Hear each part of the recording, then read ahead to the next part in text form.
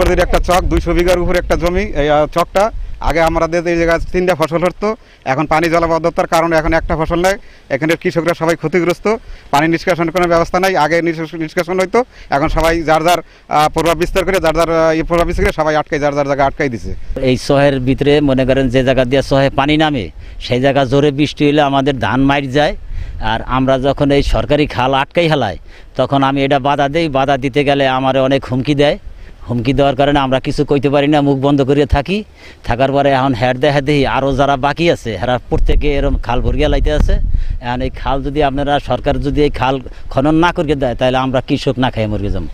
সরকারি খাল ভরত করিয়া আমি আগে বাধাই নাকি এইখান দিয়া পূর্বে আমার তাওর আমলে থেকে একটা খাল করছিল নিজেরা মিল গিয়া, তখন হলো খেরে ঘর ছিল, আমাদের খেরে ঘর ছিল, লোকের সংখ্যা কম ছিল। আমার দাদা একা ছিল, আমার দাদার ঘরে 3 ছেলে হয়েছে, 3 ছেলে ঘরে নাতিরত করেছে, জায়গার সংকট হয়েছে। এখন আমরা এই জায়গাটা ভরে গিয়ে আমরা ঘর করছি না, আমরা ঘর করে থাকতে পারি না। খেরে ঘর ছিল, এখন যেমন আমরা এখানে 2টা বিল্ডিং করছি, আর একটা বিল্ডিং নিকটে হয়ে যাবে, এখানে 3-4টা বিল্ডিং হইতে আছে। এখন আমাদের সামনে কত জায়গা ছিল সরকারি জায়গার আমরা বালু ভেঙে ফেলাইছি, বালুতে ভরে গেছে।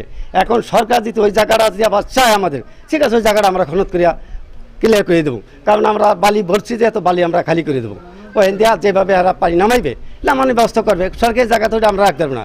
তবে আমাদের যে জায়গাটা রেকর্ডিং সম্পত্তি বাড়ি করছি, এটা তো সরকার, এটা আমাদের নিকট জায়গা, বাধ্যতাকার সম্পত্তি, এটার উপরে আমরা বাড়ি করছি। ওই খালটা ভরাট করছে সবাই পাবলিক। সর্বপ্রথম আমরা ভরাট করছি, ভরাট করলে কী হবে, আমরা ওই পানি নামার জন্য একটা সুযোগ সুবিধা করে দিছি, যেহেতু এইখানের জমিতে যেন কোনো সমস্যা না হয়। পরবর্তীতে দেখা যাইতেছে যে সামনের যে জমিটা মানে জায়গা ছিল যাদের, তারা ভরাট করছে এমনি, কিছু দেয় নেই, না দেওয়ার ক্ষেত্রে পানি তো নামতেছে না।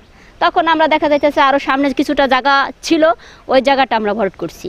কিন্তু এটা তো আমাদের পরের প্রতিতে জায়গা, শুরু যেটা জায়গা সেটা তো তারা কিছুই করে নেই, তো তা দেখে আমরা পুরোটাই ভরাট করে ফেলছি। সরকারি খাল, বিল, জলাশয় এগুলো যদি কেউ অবৈধভাবে দখল করে আপনার পানির স্বাভাবিক প্রবাহের প্রতিবন্ধকতা তৈরি করে অথবা অবৈধভাবে যদি কোনো স্থাপনা তৈরি করে, তাহলে হচ্ছে আপনার নিয়ম অনুযায়ী তাদেরকে হচ্ছে সেখান থেকে যথাযথ প্রক্রিয়া অনুসরণ করে উচ্ছেদ করার কথা আর কি।